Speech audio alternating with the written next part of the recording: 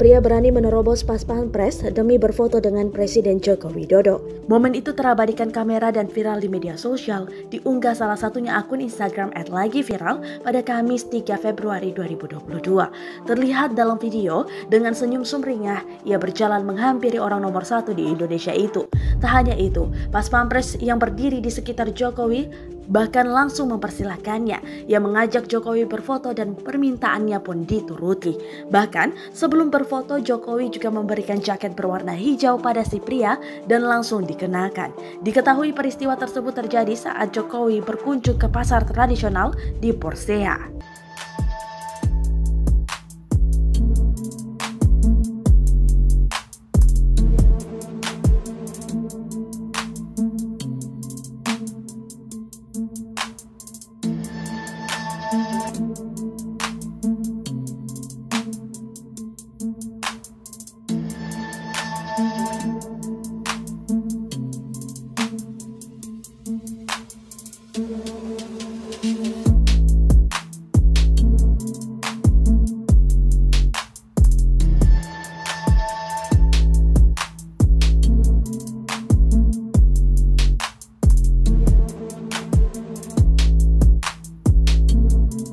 Terima kasih sudah nonton.